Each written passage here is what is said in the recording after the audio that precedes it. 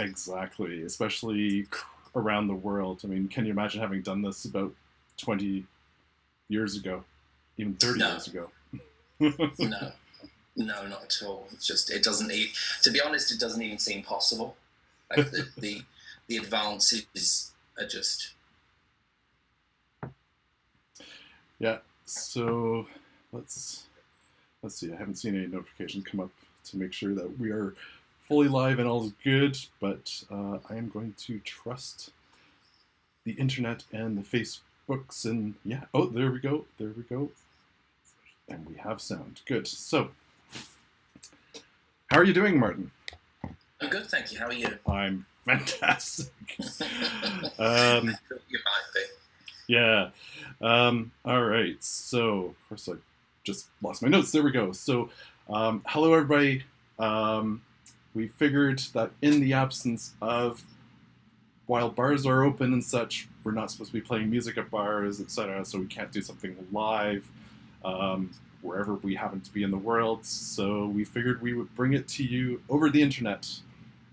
So I am going to be streaming the new album from Polyatomic, Icebergs, live, while Martin, who's my co-host here, and I sort of chat about the album, chat about music, and stuff like that. So, so a little bit about Martin. So Martin and I met last year in Manchester, and we connected on many things, but very much on music. Manchester's a music city. If anybody has heard of the Manchester scene, knows the Smiths, New Order, A Certain Ratio, 808 State, etc., then all Manchester. So Martin's a bearded artist, model, lover of Kylie Minogue, pop music, leather, and dogs. He's random, quirky, and not to be taken seriously, and call him anything but normal. It's all true. Yeah, it is surprisingly accurate, that, actually. Oh. Yeah, one of those really, really strange things to write about yourself. Describe yourself in so many characters. And you'd think in this day and age with dating profiles galore that, we'd all be used to it, but it's still incredibly difficult. But that kind of sums me up, I think. Yep. So I asked Martin if he would be interested in interviewing me for this because I've never done anything like this. I tend to not promote Polyatomic. I think for the longest time I felt almost a bit of imposter syndrome, but certainly with this album I've kind of essentially kicked that to the curb. So, Martin, why don't I hand this over to you? Thanks. Right, okay, well I've never done anything like this either, so everybody's just going to have to kind of... Well, over text, right? Yes. Yeah, I write music reviews, but I've never done anything like this. So my first thing is congratulations. Obviously, you must be absolutely thrilled that the album is finally out there in the world and available to listen to and buy and enjoy. So I suppose the first thing I want to know, or everybody wants to know, is kind of what was the inspiration behind the record, and can you tell us a little bit about the recording process itself? Yeah, absolutely. I know it's been a long time in the coming. It's been 4 years. Yeah. So it's been a 4-year project, and it started originally as part of sort of for someone's visual art installation. So a mate of mine here in Toronto, who's quite the visual artist, has done was a curator and has done murals, I believe, in Toronto. Actually, I can think of one that he's done that's spectacular. But who's a curator and such here in Toronto, want to video icebergs in Newfoundland and actually fly to Newfoundland, use drone footage, etc. And the music was for that particular project. I was going to do a whole album of music. Now, Newfoundland's close to my heart because I was born there as well. So I'm a townie from what we call townie in Newfoundland slang, essentially someone who's born in St. John's. Right. And so it's like, yeah, bring me on board. I would love to do this. Also, as part of that project, I decided to take Scott and I out for a long weekend because he had never been to St. John's. And so I literally put my points together and flew us out to St. John's on a surprise. He didn't know he was going there until he got to the airport. Oh, nice. And that particular trip was really important to me. So I left Newfoundland at the age of 4 in 1979. I'd been back 3 times from that time. So 1992, or was it 92? 95. Gosh, time is kind of scrambled in my head a bit. But 3 times, twice before my dad passed away, and one of them was on my way to living in England for a year in 95, 96 when I studied in Norwich. And then in 98 visiting my stepmother, and then again with Scott. And the time with Scott really helped me to take stock of the culture of Newfoundland, some of the stuff that I missed not growing up there, and things that I remember but had lost touch with. So it was kind of a neat, and that is the beginning theme of this particular album. You know, why don't I start playing the album? Because the first track, called The Rock, Newfoundland has a nickname called The Rock, and it's that's where the album starts, is this very track. And you've already managed to answer one of my questions, which was why is the album called Icebergs? So yeah, so that's where the genesis of that one off. Yeah, that's the genesis of the title.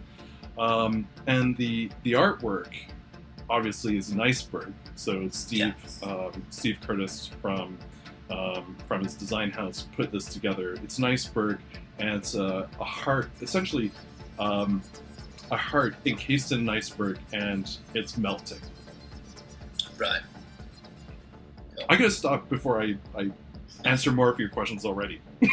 That's fine. I can make some more up as we go along. I've scribbled some notes down for this. I'm sure there's more that will come to us whilst we're listening and talking. So.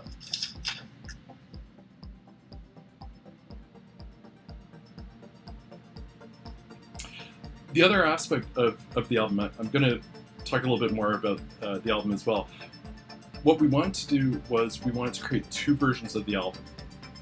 And actually the original idea was a double album. So essentially these faster versions like The Rock, and then slower versions like The Rock Winter Mix. So be sort of more dance upbeat, progressive house, trance, and then ambient on the second half.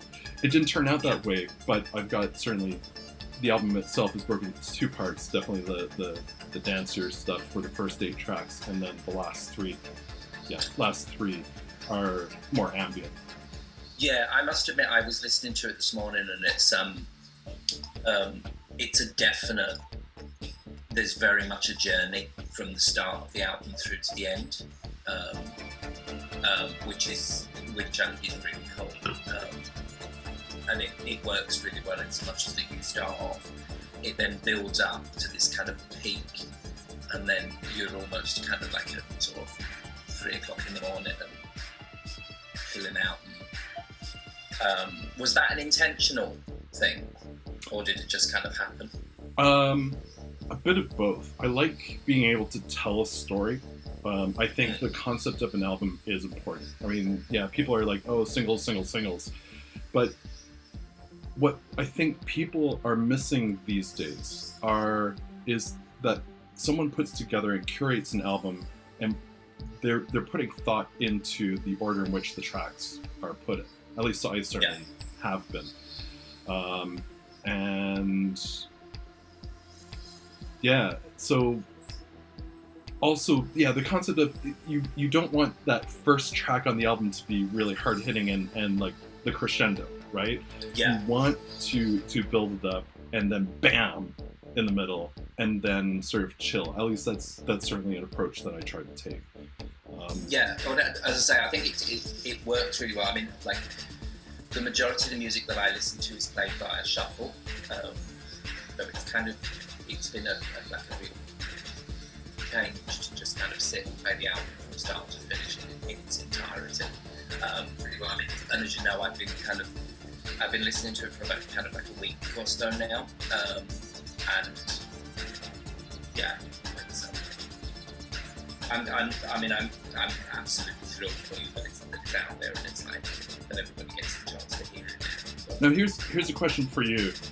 You're normally used to, and you and I have already talked about this, of course. You're used to music with lyrics and such, and this is, I've asked you to talk to me about an album of instrumental music.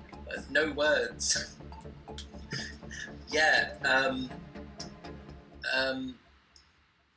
It's not something that I would necessarily hum out. I mean, I am very much driven by lyrics, and when I listen to a song, I listen to the words.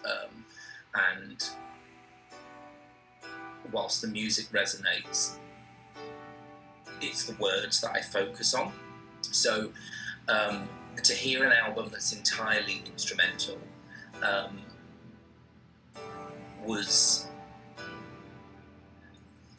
I suppose in some ways it was a refreshing change. It was kind of nice because I had to just kind of listen to the music and hear the music. And one of the things, and I know that we spoke about this before, was the number of different references that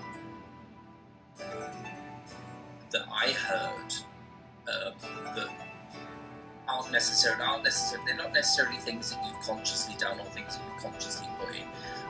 Which is one of the things that I'm kind of fascinated to know,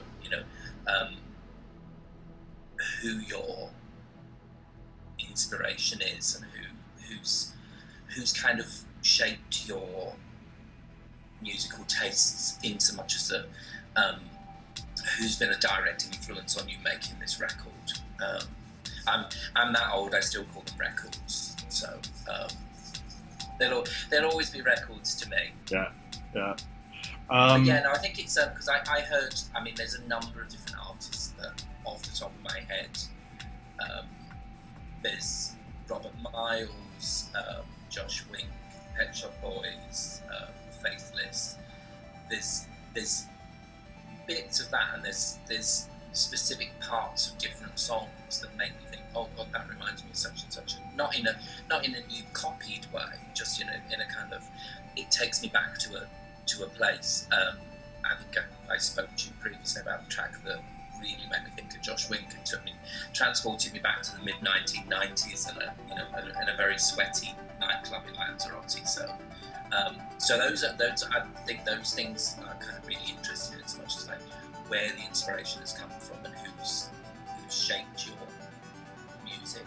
So one of the things that I did very specifically was I took a number of courses for this album. One being, actually both of them by are available on Masterclass, but the first one was Deadmau5. So had seen a number of ads for his class, and I'm like, why not? Let's see what his take on production is and things like that. He actually lives in the town that I grew up in, which is kind of neat. And he's built this amazing studio. So I was sort of following him as he was building it. Just epic. And actually, the rock was a product of that particular course. So the pluck that's in it is derived very much from the Deadmau5 pluck, as he talks about it. And he actually goes through how you create that particular pluck, and I've sort of changed it up for my own tastes and things like that. The other person that I took a course from was Armin van Buuren.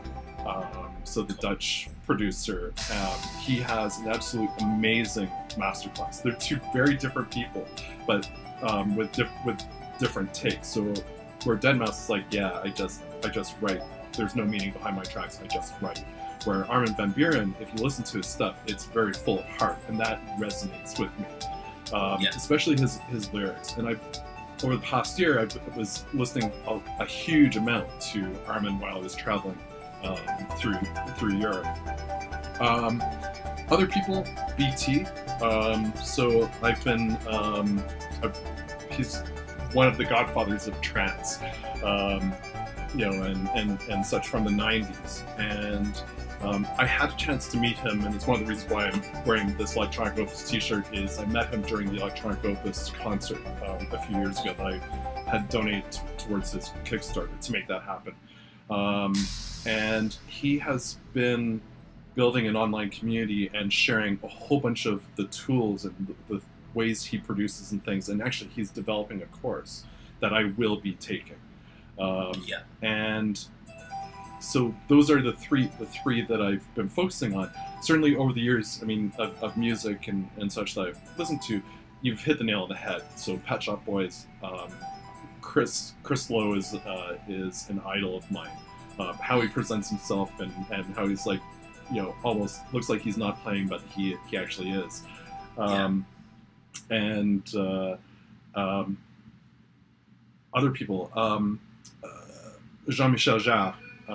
So his stuff just amazing. I mean, he is the great grandfather of music, electronic music. Kraftwerk less so, but the Mix certainly was a key album for me growing up. And then I mean you've mentioned other bands like Faithless, etc., who less of an inspiration, but I certainly listen to. So when you brought up some of these names, I'm sort of like, wow, okay, in certain cases I know of their work. I'm not as well versed as I probably should be.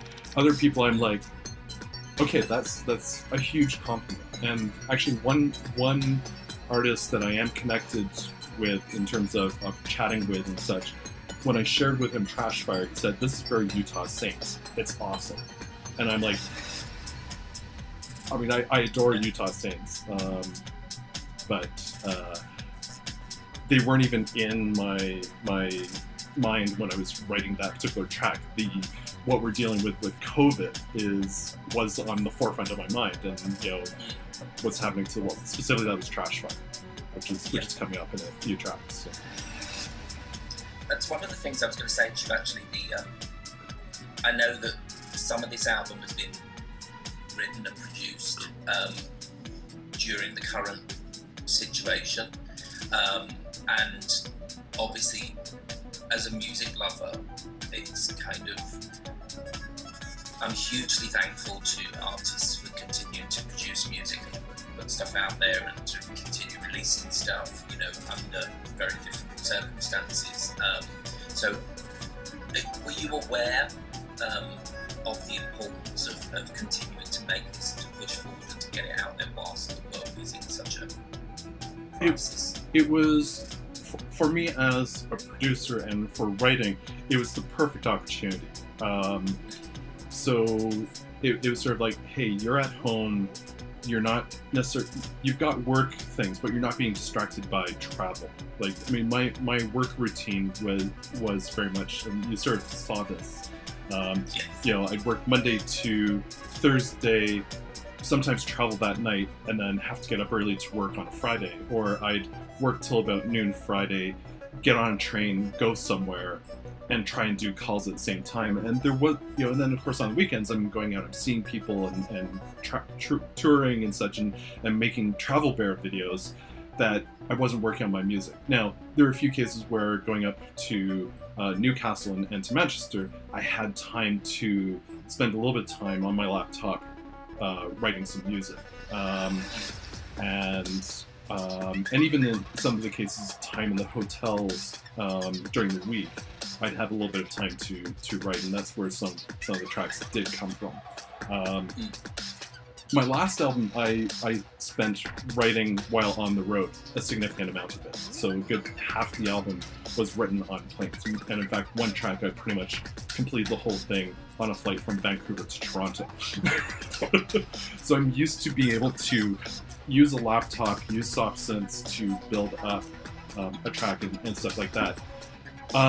Sorry, I've forgotten part of the question you were asking me. It was just kind of like, were you aware or were you influenced by the importance of getting it out there so that people would enjoy enjoy it whilst it, there's That was being restricted in so much as what we can do. Yeah, that was kind of a tricky question because a friend of mine in Hamilton, which is about 45 minutes from here, and I have certainly talked a little bit of ideology.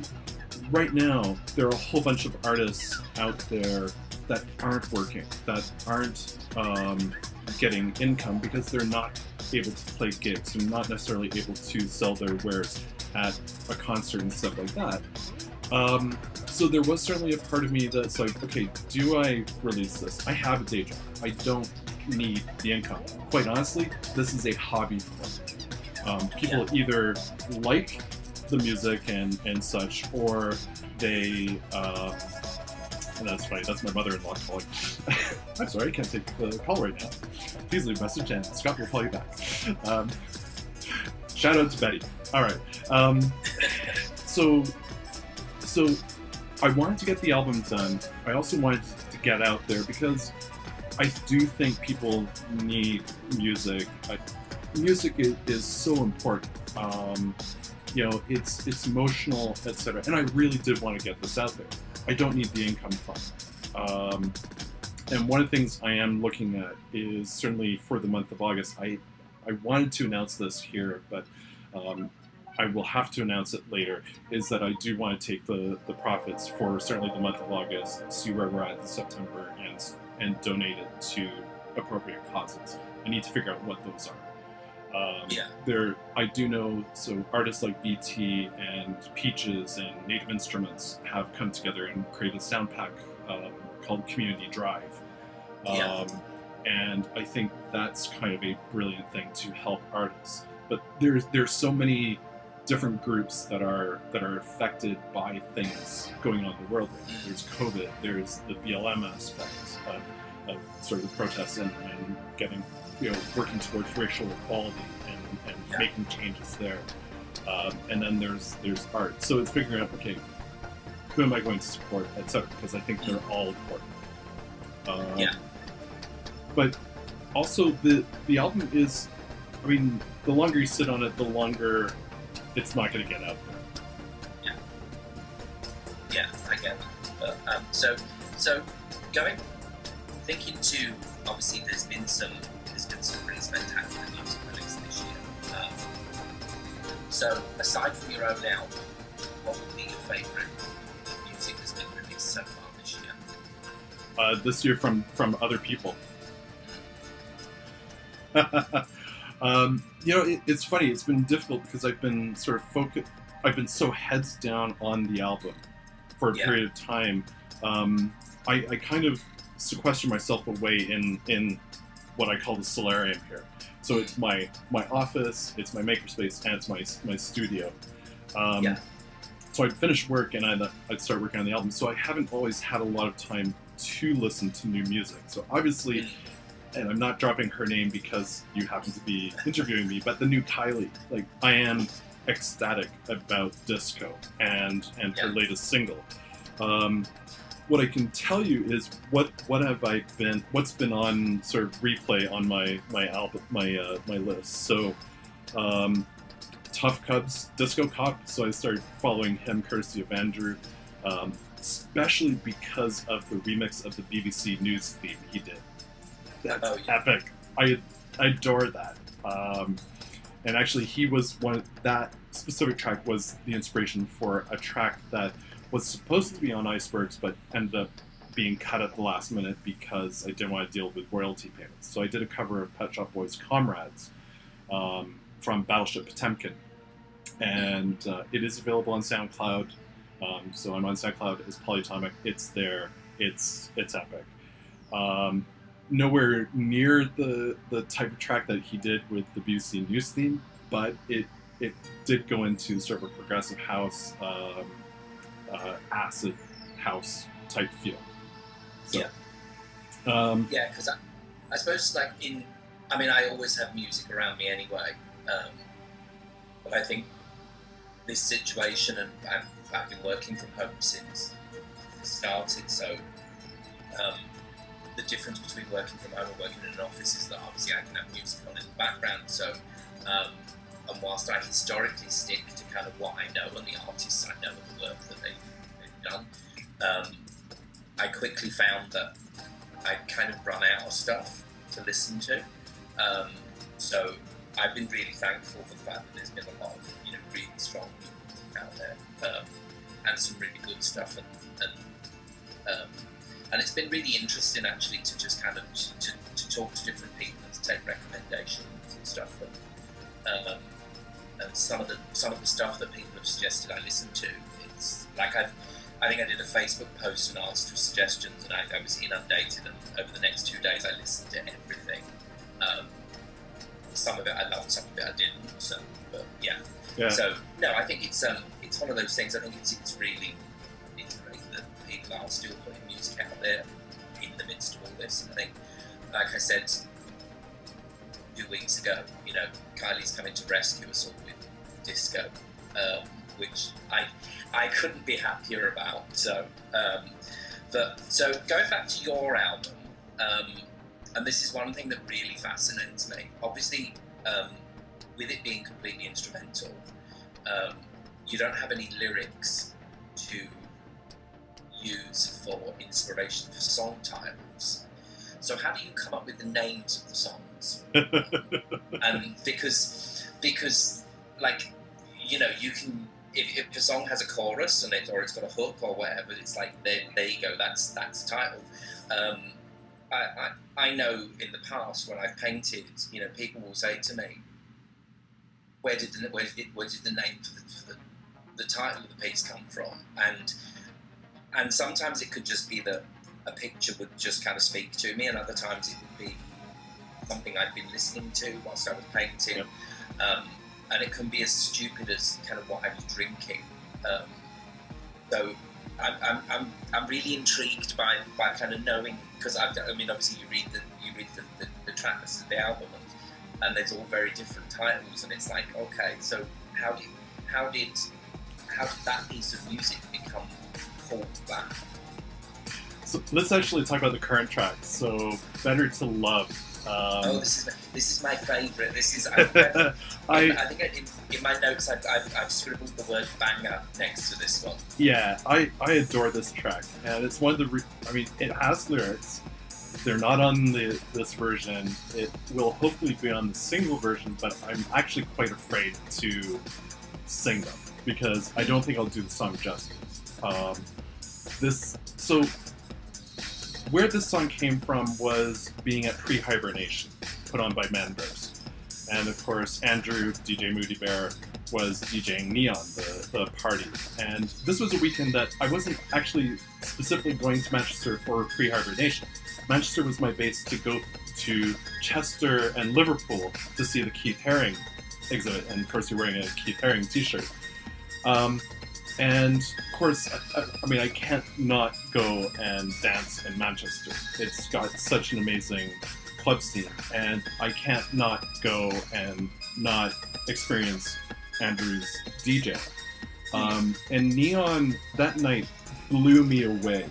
I don't go clubbing here in Toronto. I'll go clubbing in the UK and Europe, but I don't go clubbing here in Toronto. And it's been years since I've done that, and I danced my heart out and sort of exhausted it. There was one song that he played that night, and it was Cher's "Take It Like a Man," the Heaven 17 mixes, and that song for whatever reason stuck with me. So I wanted to write a response song to it because it's very much like a power woman, you know, take it like a man. If you want me, take me, And so this was sort of my response song is where this came from. I nearly dropped this track. I nearly said, hey, this is almost too difficult. It sounds like crap. I either figure it out or it goes. And I actually had started to rewrite it here. So it started out in the Hotel in Newbury where I was staying. And then when I got here and it was sort of, we were in quarantine, I just said, all right, let's figure it out. And I did. I started throwing sounds at it and seeing, okay, what works. And it was this lovely keyboard that saved the day. and so it's a Roland System 8. It emulates, it does its own sounds, but it also emulates a Jupiter, a Juno, and a JX from Roland. And I just started layering sounds, and you've got this epic track. I think the word epic is probably the best description for it, because it really is. But I mean, it's a great album. I like it all. This is by far for me the standout piece of work on it. Talk about crescendo. So the name of the track actually comes from part of that Cher lyric, and the song itself actually, I mean, certainly it's about love, and it's ended up being essentially a song about those people that that I love, that I wish I could have a lot closer to me. Certainly can't with COVID, etc. So. Cool. So when you say about being scared of singing the song, would you consider someone else singing it? And if you could use any guest vocalists on any of your songs, who would you use? I would entertain a guest vocalist, but they'd have to have the emotion, be invested in the emotion of that song. I think a woman's voice would suit it well. That's the other challenge that you have, is I've written this whole song already without thinking what the vocals are going to be, or knowing what the vocals are going to be, but what range. So if I plug in this vocal, is going to fit with the mix. So that's the fun aspect. So it could be, I would have to rewrite that, a significant portion of the track potentially. I don't know who, but there are a number of vocal trance singers that I think could do it justice. It's meant for that kind of vocal, but it's also meant to be. It's funny. I sometimes hear sort of spoken word, kind of like what I did with my cover of New Order's True Faith. But then I also kind of realized it's not quite the right track for that either. It's definitely meant to be something. See, I love spoken word songs. There's just something about it. Just magic. This one that's playing now, which is I will confess I can't remember the names of all of them. But this is another of my favourites. I really love this one. This is the one with the Josh Wink reference and the kind of. This is the one that a rather well-known trance artist said, "Hey, this is very Utah Saints." So this is Trash Fire. It got its name from actually Smashy suggested it. Smashy Steve, who did the artwork. I sort of sent it to him. It's like, hey, I want this to be about what we're dealing with in the world today, because it's got this ominous beginning. I think there are hopeful aspects of change that are out there in the world. It may not look like it right now, but with COVID, hopefully we have trials starting with the vaccine.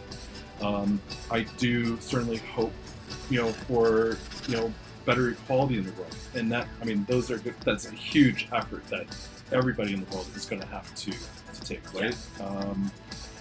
And things like that. But yeah, I mean,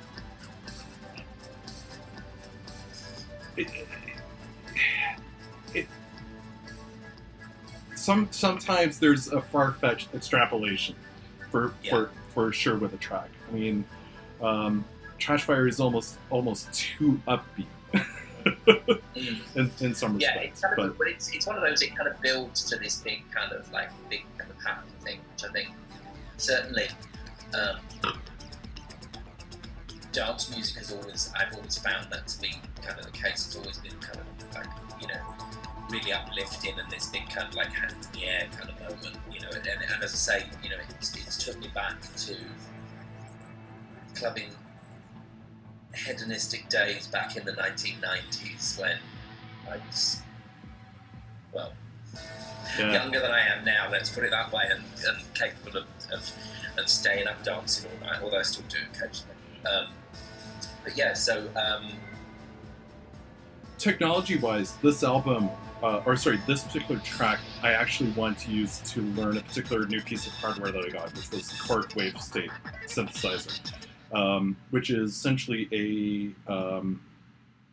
wavetable synth that has all kinds of effects, and you can do some neat timing things with it. And there's kind of a sound that sounds almost like an electric train, almost like a Eurostar train going by in that particular track, and that's all generated from the wave state. And then I used two other soft synths on it, so Roland's TB303, which does the acid bassline sounds, iconic. And then one of the piano lines, one's played from the wave state, and then it's doubled with a Korg M1, which is iconic from the 90s. So if you're having 90s and some, to a degree, early 2000s flashbacks, definitely 90s flashbacks, that's why. Because I'm using, even the organ that's on Trashfire is from the M1, Korg M1 soft synth that I have. But other tracks, like The Rock was written very specifically with Newfoundland in mind, and I had this sort of visions of sort of cold winter, although Icebergs come down to Newfoundland in May. But cold water, snow, and that's actually where the winter meets, very cold, barren tundra. Yeah. Missed the point.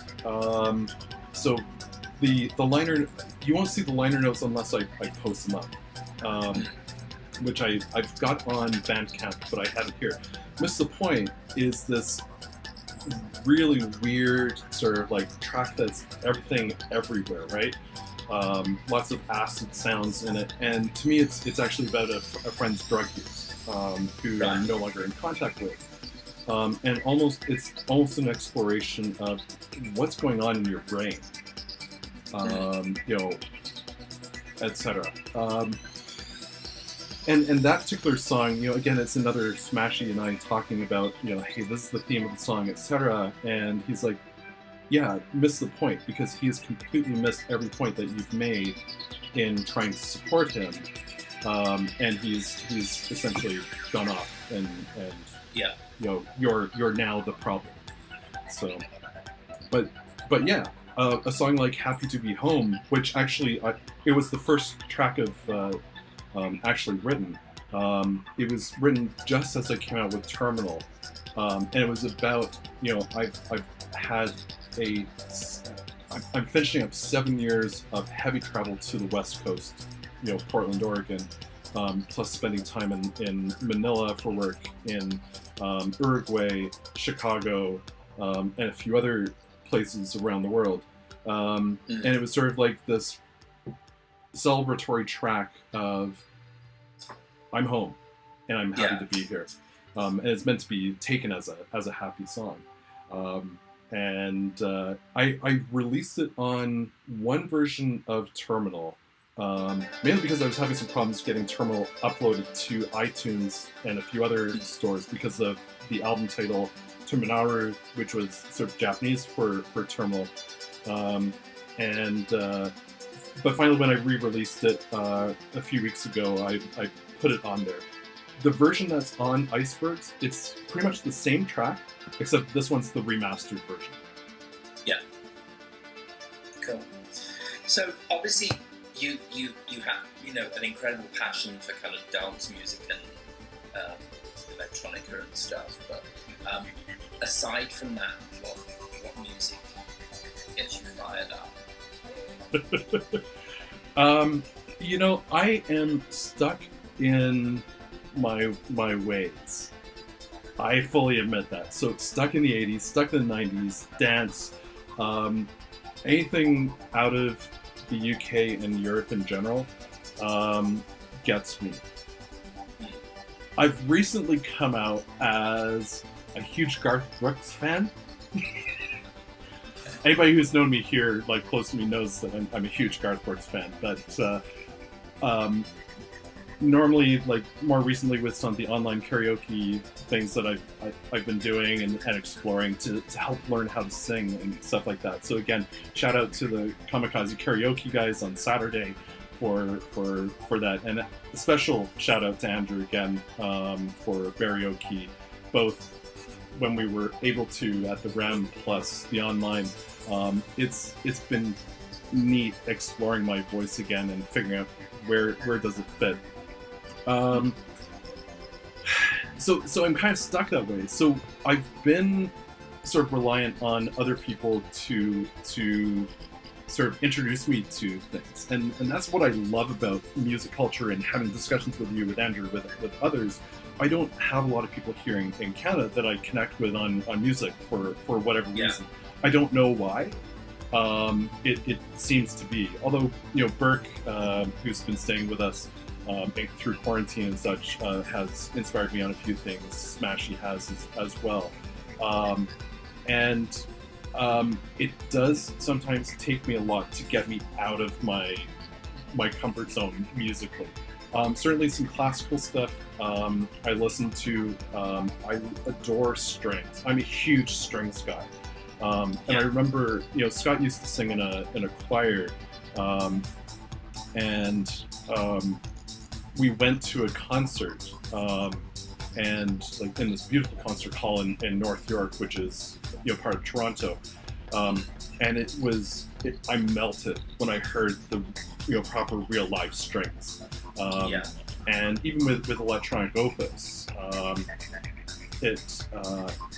melted hearing those strings. I mean, the album when you hear the first track, I think the first track was Dreaming. I apologize, I should know better. The first track on the electronic opus album, like, chills up my spine. But again, that's leaning towards trance, electronica, etc. Yeah. With some real live classical instruments. So what I love about a service like Spotify is I'm now using it to get out of my comfort zone and broaden my horizons. I think that I was talking to somebody just the other day, and one of the things I said was the thing I enjoy the most is kind of sharing and introducing people to music, and having people introduce me to stuff, and similarly, I have very little focus or very little way of new music kind of getting to me. I tend to listen to the artists that I've listened to for a long time. I'll listen to their new stuff, I'll listen to their old stuff. I don't listen to the radio, so I don't necessarily hunt out new stuff. So it's a case of what gets recommended, what people say, and my taste of like veers between sometimes ridiculous, but ever so often somebody will say to me, "Oh, you should listen to such and such. You'd really like it." And I think, how can anybody second guess what I would really like? My taste is so broad, and generally they're right, which is all it's great. And obviously with the music reviews that I do, I primarily have an interest in the artists who I love, but I also like to push myself, so I'll go and see new people. I went to see Charlie XCX last year, and I confess I'd never heard of her until the week before the gig. Downloaded the album, went to the gig. I was by far the oldest person there, but I absolutely loved it. So yeah, I think it's like, and I think that's the great gift about music. Yeah, I think you should be very proud of the fact that you're kind of contributing in a way to that. Because as I say, had it not been you, I probably wouldn't have hunted out an instrumental album to listen to. Dance music has always been, really important to me, and there's a number of songs, mostly instrumental, that have been huge throughout my life, but it's not something I would have kind of hunted out. So So yeah, I think it's great. It's funny. I've been re-exploring bands that I would have kind of questioned, like, I don't care for it, whatever. Way back when I was in high school and even elementary school. Meanwhile, I come back to them as an adult, and I'm like, this is fantastic.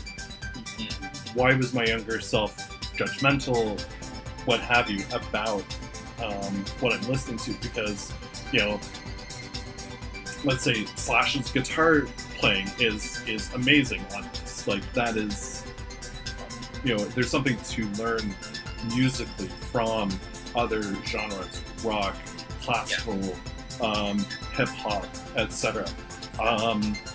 Yeah, I think there's I think as you get older, particularly, your kind of tolerance of different genres of music kind of is broadened. Because I know when I was much younger, I'd be like, I'm not listening to that, I'm not listening to that, I'm not listening to that. Whereas now I listen to stuff I might not necessarily like it, but I can also appreciate its musicality and the craftsmanship that's gone into it.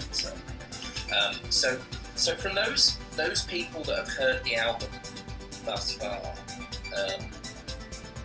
what's the reaction been like, and what's the biggest compliment you've had about it? I think everybody who's living in my household right now is sick of it. Because they've had to deal with me playing certain parts ad nauseum until I get something right. I want to talk about that, about being self-critical and the artistic process. I think the honestly the biggest, and I'm just looking up the quote right now, is, nice work, got a Utah Saints sort of vibe, I love it. You're welcome, really sounds great, man. I'm blown away that someone of that caliber, who's been in the industry so long, has heard my music and has given me positive feedback. And even if he said, hey, here's my critique of it, I would be listening to it and say, this is a moment for learning. I gave a copy of Terminal to an artist I met at a book signing a few years ago, I guess around 2017. And I certainly didn't expect to hear back from the person. They had my contact details, etc., if they really wanted to. But the way they held themselves and I mean, admittedly, I was really coy and shy about, hey, here's a USB key with music of mine on it. But they didn't really seem open to it. They seemed quite closed off, and it's unfortunate. Because I'm self-taught in this space. I had piano lessons growing up as a kid. I was in band, learned to play clarinet and trombone, but I'm self-taught on this.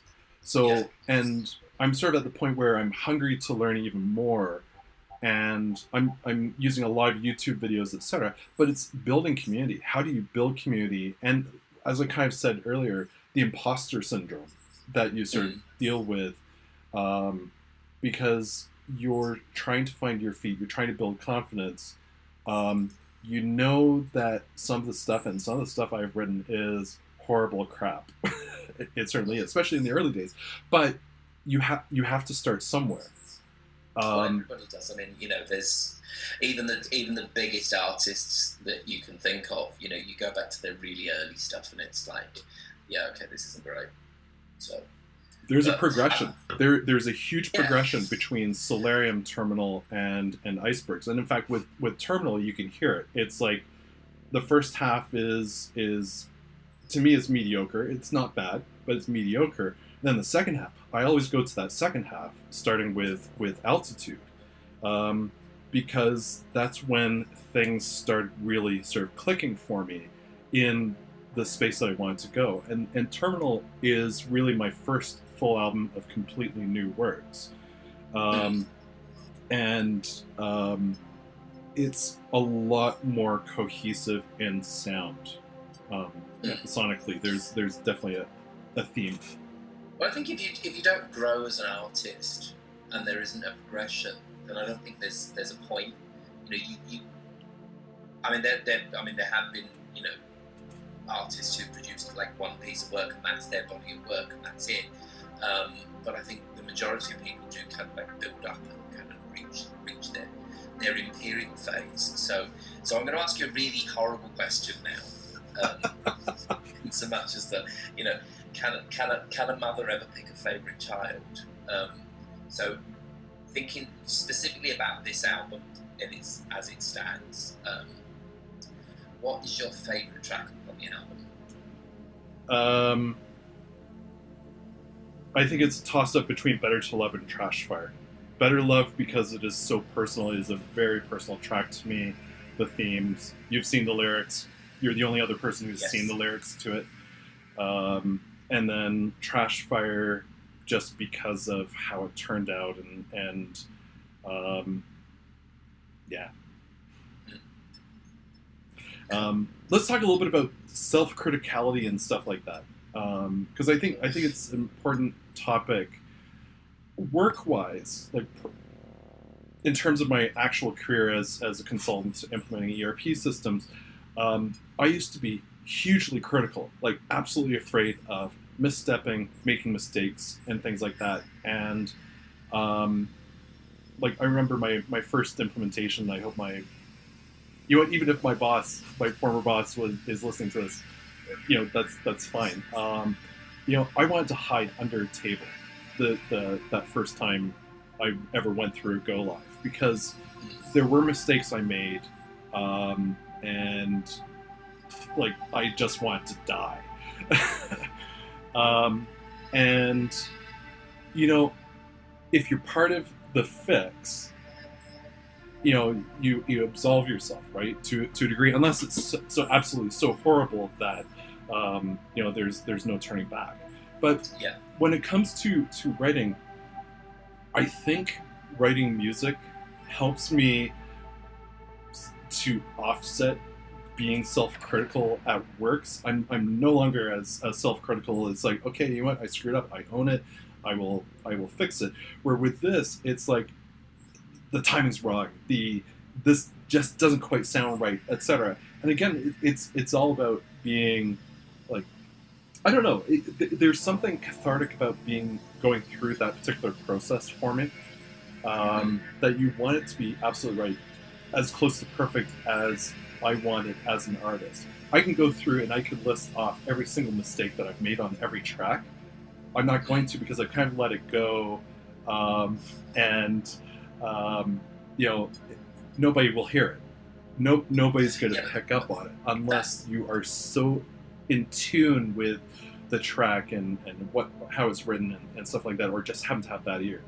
Yeah, I mean, then that's the thing. It's like there's that whole thing, isn't there? That, you know, when you make a mistake, you are generally the only person that's aware of that. You know, because nobody else looks at it that way. And obviously, when you've produced something as an artist, you are far more critical of it than anybody else would be, looking at it, listening to it, whatever.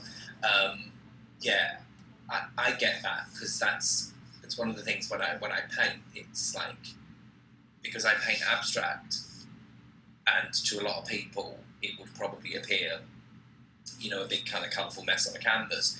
And at some point during that process, I have to look at it and say, right, that's finished. You know, that's complete now. But then I will forever look at pieces on people's walls, you know, wherever, and go, oh, but I wish I'd have done that differently, or which, you know, and it's that kind of that yeah, you have to kind of take a step back and just go, right, do you know what, actually, it's out there, it's a learning process, and we're all probably our own biggest critics. It's all lessons learned. It's all things you use to learn to take the next piece of work you do to the next level. And this album is very much, this is the next level for me, for sure. I was good because that was the thing I was really interested in is kind of like, are we going to have to wait 4 years for the next piece of work, or? So I already have the concept for the next album. I already have some of the artwork actually already sorted. It kind of, I was talking to someone and it kind of just, it's just kind of gotten, I wouldn't say out of control, but it's just one of these, hey, the ideas are flowing. What I want to do is, I want to use samplers, and I want to use more sort of mini 16-step sequencers. So like this is a Korg Volca new bass. I want to do a lot more with getting out of the DAW, more hands-on onto synths like this, and creating my own sounds, and having fun with it. And also, I do want to make some political commentary. Some of the best tracks that I've heard that use samples. So, for example, Vim's Maggie's Last House Party, which is a commentary on Maggie Thatcher's crackdown of acid house parties and such in the UK. I'd like to do something like that. Information Society, Where Would I Be Without IBM? Perfect, example of sort of some of the fun, tongue-in-cheek, still slightly political, that kind of thing. Yeah. But then I also want to just explore sampling in general, make humorous tracks. So I've got this lovely Rick and Morty pocket operator from Teenage Engineering that has a whole bunch of Rick and Morty samples on it that I totally want to use Morty saying "holy crap" in a track. Yeah. So I've got ideas. The other concept is 1950s. I was thinking 1960s, but it's 1950s style PSA videos. So there's completely like a whole different world, right? The world was totally different. So write some tracks that sample some of those videos that some can be downright scary, right? The fear of nuclear fallout, because of where things were back then, right? Some of the stuff that is way politically incorrect today. Try and I've got to be very careful with how I use it, right? Yeah. To make it sort of empowering and such. But I've got ideas. I've actually downloaded a whole bunch of YouTube videos to pull out the sound from, to create some funny samples. So I think that's the thing. I think music is a great educator. And there's examples that I can think of songs or pieces of music that I've known of for years and years and years. And I've only recently found out where the quote comes from or where the relevance is, or all of that. And I think back to the good old days when house music kind of erupted, certainly in the UK, and there's songs with samples galore and stuff. And so that's kind of that's. I think it would be a really interesting progression from this to that. Yeah, songs like one song that I've wanted to actually do for karaoke is "People Are Still Having Sex" by Latour, except update it for what we're dealing with COVID. Now, what's funny is the Real McCoy had just released a cover of that. They have an instrumental version as well, but they've left. It's interesting. They've left the original lyrics of "This AIDS thing's not working," and I'm kind of surprised they didn't update it for something more today, but I also can appreciate, hey, we want to keep the original intent of the history of the song intact. Yeah.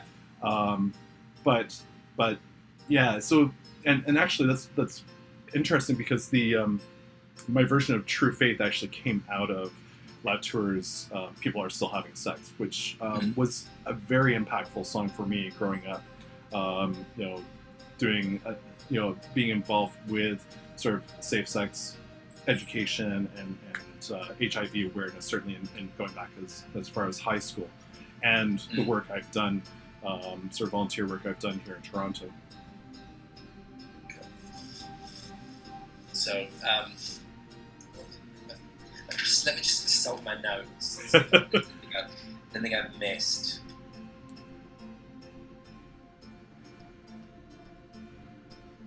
Yeah, how about I go through sort of the themes of the tracks? Because, again, one of the things that ticks me off about distributing music online, other than on Bandcamp, is you don't have an opportunity to explain, hey, what is the song about? And again, with electronic music, especially instrumental stuff, I mean, I want to encourage people to leave it up to yourself. Leave it, there is a story that you're going to have, just as we all make our own stories about what's happening in our lives about piece of music, etc., which is different from the artist.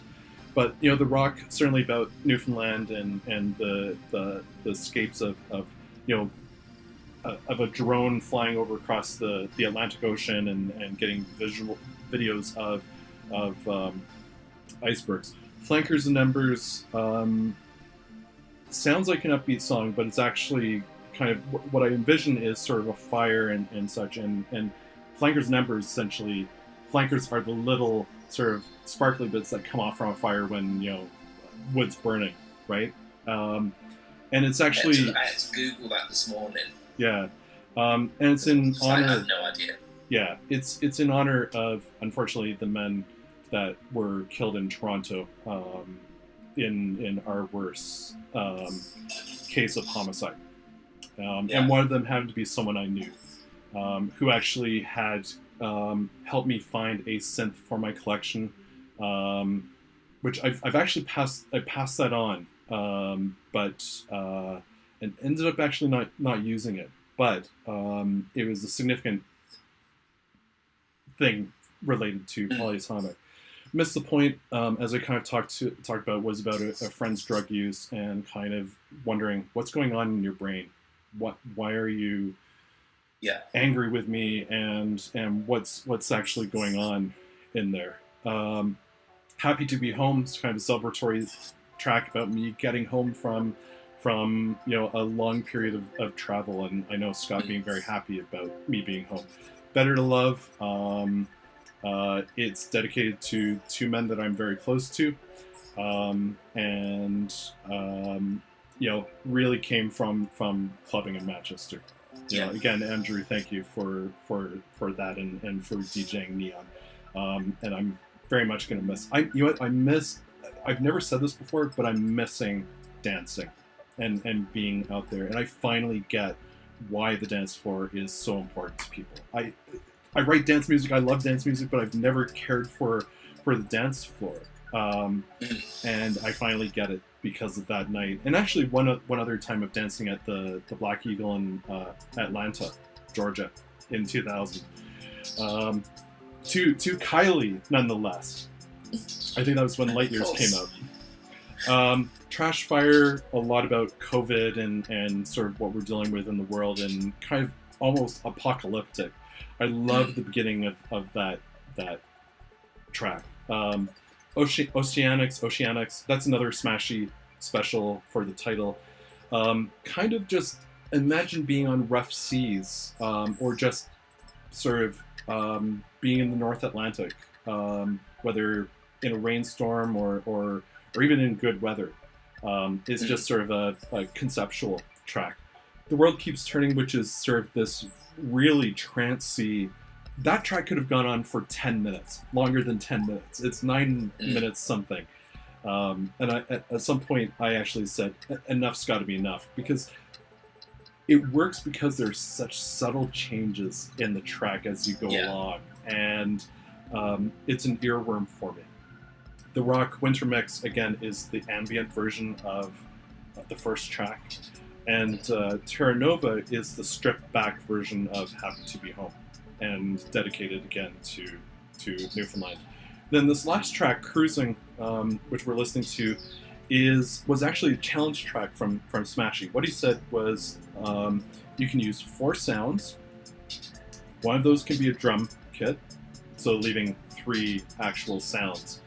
And what I did, I kind of did a video, Facebook Live on this, was I used the Jupiter XM up here, which again, it was another, hey, I want to learn on this particular synth because it was new to the collection.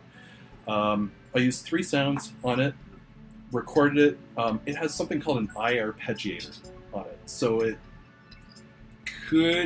you could say that it writes music for me.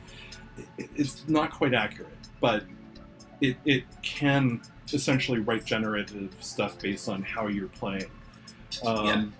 People use arpeggiators as a tool anyway, because if you're plotting out and trying to play something, that really you can use something to play it automatically, it's going to speed up things. Yeah. But it's how you use the sounds and how you use what generated from it. And what he said was, you can throw out as many effects as you want at this track. So what I did was, on one track, I duplicated one track, put a reverb on it called Valhalla Room, which kind of creates this ethereal sort of high sort of sound that didn't really do it justice. And then on the drums, I'm using a tool written by BT and brought available through Isotope called Stutter Edit. And it does the stuttering of the drums. So you'll hear the drums sort of playing, but then you'll hear this extra stuttering. And then I use the stuttering also on one of the other sounds, the sort of the mids. That's there, and that's what generates those sort of what sounds like birds. And because it kind of flows along, it's like I am totally envisioning myself sitting back on my veranda on a cruise ship in the Bahamas, just enjoying the warmth and going on vacation again. Yeah. See, that's. I think the thing is, although I know you and I know what a huge part of your life travel is, I think there's listening to the album. It's very travel orientated. It's like I said before. It's a definite journey from the start to the finish, and I think that last track particularly, it's like kind of, it's like the party's over and it's kind of like feet up, nightcap, lights down low and stuff. So I think it's it's really interesting. And like going back to what you said about liner notes, I'm of the generation that I'm surrounded by hundreds of CDs, and I still buy physical music because I like to hold the product in my hand, and I like to look at the book, and I like to look at the pictures and see who's written it, who produced it, and the credits and stuff like that. So it's like stuff like that is really interesting to me. I grew up with smash hits. Every other Thursday I used to go and devour every piece of news, and information that I get my hands on, to the point where I have this ridiculous encyclopedic knowledge of trashy pop music, which for a long time I was of the opinion was kind of like a guilty pleasure. But then as you get older, you realise that pop music is just, or any kind of music, is just as valid as as, for argument's sake, Pink Floyd. It's got just as much to say, and it evokes as much passion in somebody as the greatest of musical masterpieces. It's all down to kind of what speaks to you in here and what you hear. And I think that's the one thing about listening to this album and having been challenged with an album of completely devoid of lyrics. You make your own interpretation. It takes you on your own journey. So each song then says, which is exactly what art should do, because it's in the eye of the beholder. So in this case, it's in the ear of the beholder. So you hear what your mind takes you to. It's really nice to know kind of your inspiration and where it came from. Your perspective. It's what I hear and what the next person hears is probably very different to what you hear. Yeah, exactly. And artists enjoy what is your interpretation of the song? What was happening in your life at that time, or whatever when you heard this, and or what does it remind you of? So when you said that, hey, it's reminding me of clubbing in London, to Josh Wing, I was like, okay, wow, like, and that to me is a huge compliment, because I never ever thought of my music as anything playable in a club. It's too almost esoteric or too out there to be played in a club. But some tracks on this album are. But one of the things that I love is I love reading stories about the making of an album or people's biographies. And one of the series that I love is Pet Shop Boys annual. Oh yeah. And even when I was a member of their fan club years ago in the 90s, just the stories, like the 2019 edition talks about the making of their Hotspot album. And I've always wanted to,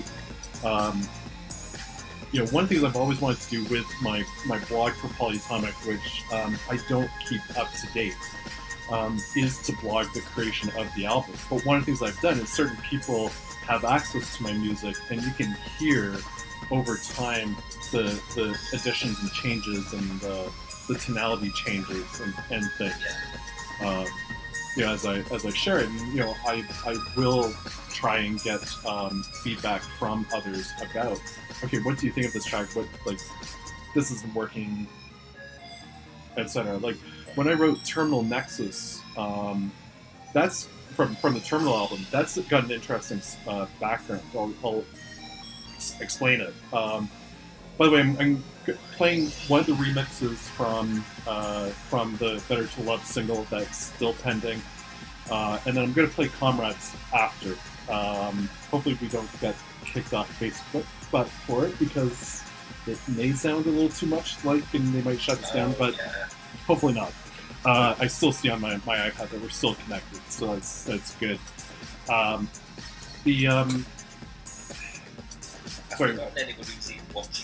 Yeah, there are people watching us, and thank you for sticking with us. Very much appreciate that, and hello to the Twitch audience and YouTube events. I forgot what I was going to talk about.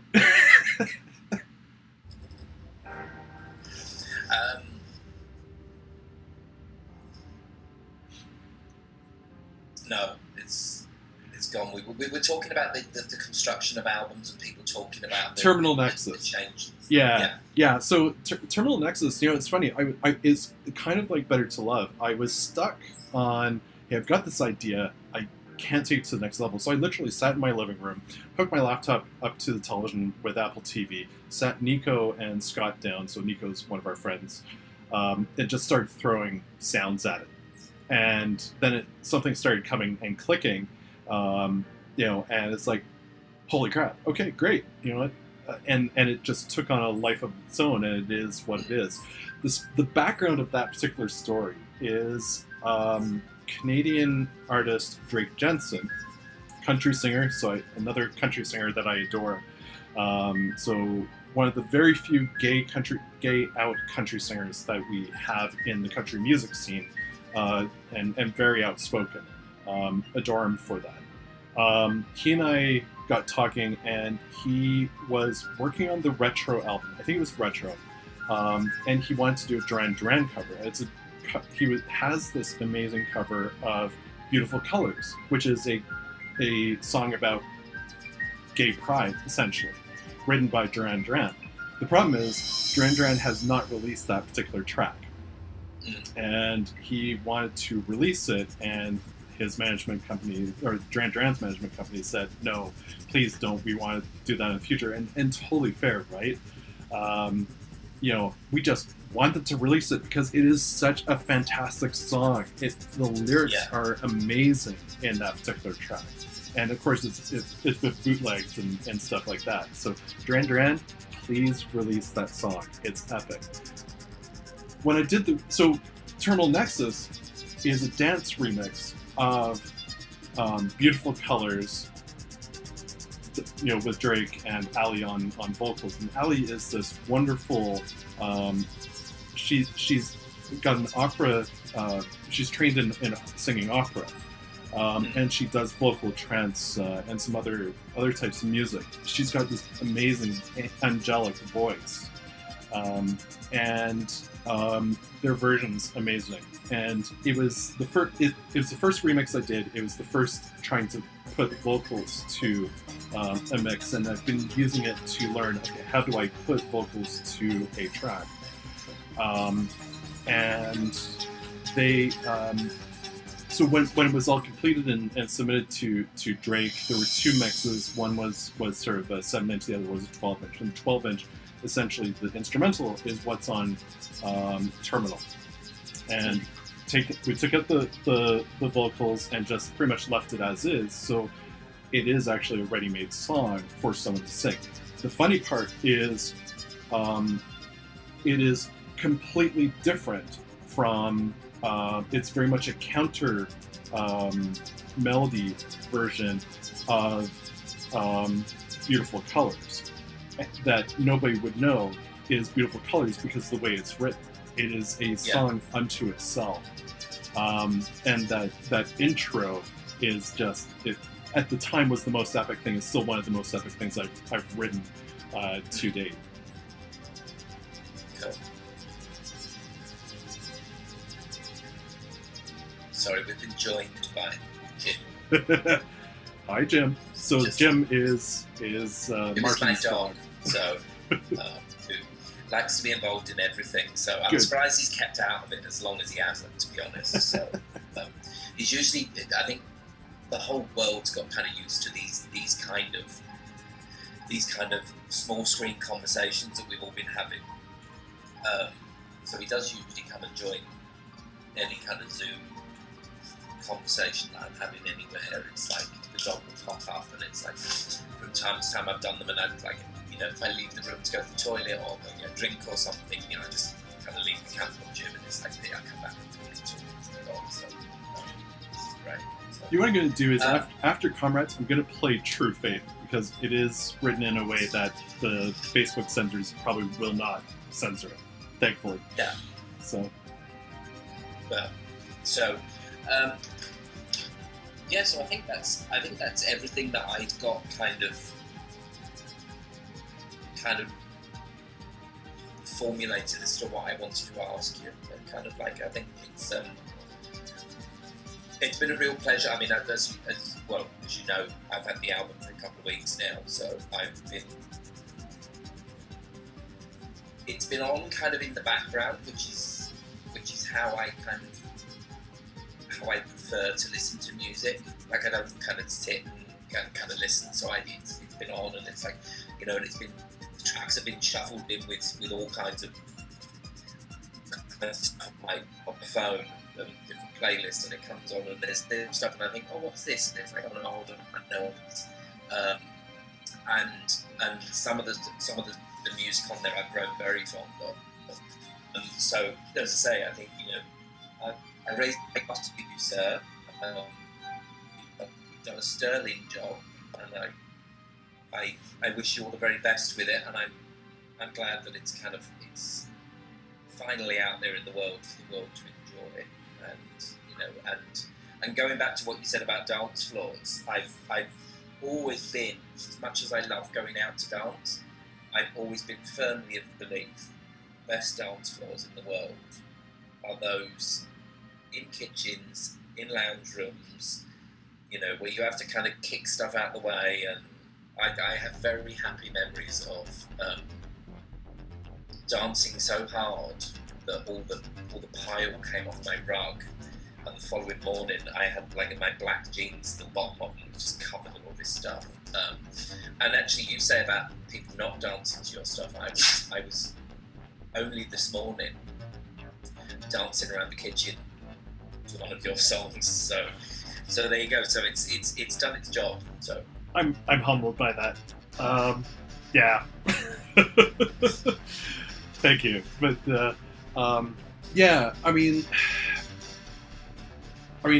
if you talk to, I don't want to say older gay men, but certainly older, I gotta say, older gay men who dealt with the HIV/AIDS crisis and stuff like that, one of the reasons why Madonna wrote Vogue, and why, you know, people needed that release, and it was such an, getting release in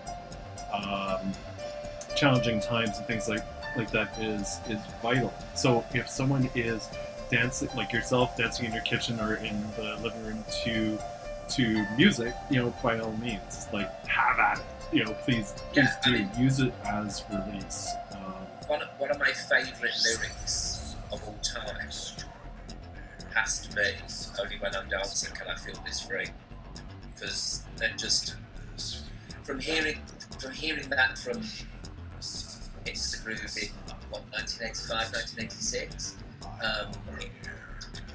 Even through till now, it still speaks to me on so many levels. It's just like, that's when you forget all your worries and you just lose yourself in music, and for music to be able to move somebody to the point where they want to dance, that's incredibly powerful.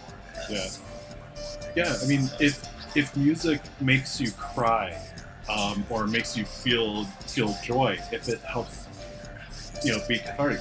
For example, 2 weeks ago, at karaoke, someone sang from Moulin Rouge. I'm blanking on the song, but it is a song that will make me cry because of what happens in the movie at that particular time, but also some associations with some. Come What May, yes, thank you. That's if I'm ever unlucky enough to find somebody stupid enough to marry me, that's my wedding song. Oh, I will be a mess if I'm there. It's my all-time favorite film. Love that film. I absolutely adore that song. The plucks, the strings, the vocals, the harmonization, the fact that I think Ewan McGregor had challenges trying to sing it in general, and you hear his voice is not perfect in it, but it's perfect for the song, perfect for what's happening in the movie. It is such a gorgeous song. I can gush about it, and it's funny. I hadn't heard it in a while, and I now have it back on rotation again. And I cried when it was sung during the karaoke. Sent a picture of Andrew with a tear running down my eyes. Very very rarely does music do that, but there are a handful of it's show tunes. I'm not a huge show tunes guy, but certain key shows, Wicked will make certain songs from Wicked will make me pensive and make me cry. Moulin Rouge. I am a fan of Andrew Lloyd Webber stuff, and of course Chess. The album that the guys from ABBA put together, so Benny and Bjorn put together. So I do have. That's another source of inspiration. Well, much as going way back when ABBA weren't cool. I remember. I was brought up listening to ABBA, and I remember I bought a triple cassette box set of their hits, and I remember my older brother's girlfriend at the time absolutely ripping the piss out of me for listening to ABBA, and I was like, probably 6 months later, Erasure did the ABBA-esque EP, and all of a sudden ABBA became kind of cool again and popular again, and I was just like, see, I've always liked them, so. I get that, and it's like when music moves you to the point where it either makes you want to dance, or it makes you happy, or it makes you cry, then that's a really special thing. I mean, there aren't that many songs that make me cry, but I'm trying to think of one I can name that's not really just like acutely embarrassing. But I mean, I went to in fact, actually, I went to Kylie when she did the Anti-Tour in Manchester. She sang a little-known album track, which one of the lyrics I have tattooed on my arm and I will freely admit that I stood in the Academy in Manchester and cried like a baby because I was hearing it live, and I never thought I would. So, and I think, you know, if what you're doing as an artist produces any of those emotions in anybody, then, you know, you've done something that's really good and something you should be proud of. And going back to what we said before, you know, the state the world is in currently, we all need kind of salvation and saving, and, you know, something to some form of escapism. So, you know, I think if I could say anything to anybody at this stage, that if anybody's still watching, is you know, download the album, stream it, you know, do whatever, you know, young people do with music these days, and just kind of listen to it and enjoy it. And I've thoroughly enjoyed listening to it. I've been incredibly honoured that I've been part of this for, like, you know, we've been talking about doing this for a couple of weeks, and it's like, you know, I've had the album and I've had the previous ones and stuff and so on, and I'm incredibly grateful for that. So, and this has been an absolute pleasure. So, thank you for doing this with me. I'm very, very much appreciate it. So, well, and thank you to everybody who's listened. And, yes, thank you for anybody that's absolutely sat through to middle-aged men rambling on about music. Who knew if 40-something people could, you know, still write music like this? But then again, well, exactly. Pet Shop Boys are in their 60s. They're still going strong. Exactly. I mean, I've been lucky enough to see the Pet Shop Boys 4 or 5 times now live. Yeah. And they just keep. I think the last time I saw them was when they did the residency at the Savoy Royal Opera House. Oh, Royal Opera. Okay, yeah. That was that, and that again. My grandparents were patrons of the Royal Opera House. I'd never been up until that point, so even to see something in that venue, which was incredibly personal to me, was great, and it was just a phenomenal show. And to see a show like that in a venue like that is great. You know, that reminds me of doing a PSA right now, because, you know, one of the things you're talking about, you're making me also think that, you know, in May I'm supposed to have a date in Manchester to see Pet Shop Boys' Dream World tour, and, you know, I want to get to Manchester and see that tour with the person that I'm, you know, want to see it with. So, guys and people, wear your masks, please. Yes. Scientists, you know, we know you're working very hard on a vaccine, so, you know, anything we can do to support you, please let us know. But people, wear your masks, you know, be responsible, socially distance or physically distance, and stuff like that, please, so that we can... If you and I can wear masks with beards, then seriously anybody can. Yes. It's one of those things. I must admit, I have been quite reassured by the amount of people I've seen since it became mandatory in this country. Far too late, it has to be said, but since it became mandatory, people have kind of embraced it. So I've seen very few people not wearing masks, so, which is great. So, but I think that's the thing. It's like I miss gigs like you wouldn't believe. I had so many lined up, and I'm now putting requests in to review concerts in like December 2021. You know, and there's still a level of uncertainty as whether they're even going to happen. So it's like the sooner we get out of this mess, the sooner we can get back to I know we can go to bars and stuff, but the sooner we can actually get back to physically going to pubs and walking up to people and hugging them and stuff. And it's like, yeah, people's livelihoods are dependent on this. So whether it's DJs and bars, theater, actors, and it's not just even actors, it's the people that support the shows, you know, with sound, you know, and lighting and props and costuming, and there are whole industries that are impacted right now, and people are, you know, some people are being selfish by, well, I'm gonna, you know, do my own thing and I'm going to live life, and, you know. So, but yeah, I'm very glad that even here in Ontario, So in the Toronto region, people are wearing masks. They're mandatory. One of the challenges we happen to have here in Ontario is that people outside of Toronto, so like in Northern Ontario, think, oh, this is a Toronto problem. And you know what, people? It's not a Toronto problem. It's all of our problems. And we all need to, support each other. And supporting each other is by wearing a mask. At least that's one way of supporting each other. Indeed. So there we go. Yes. Again, Martin, thank you for doing this. It's my pleasure. Thank you for asking me, and thank you for your time and sorting all this out, because I'd be absolutely lost if I had to try. It was enough of a struggle to rearrange the lounge to move the lights so that I could at least be visible.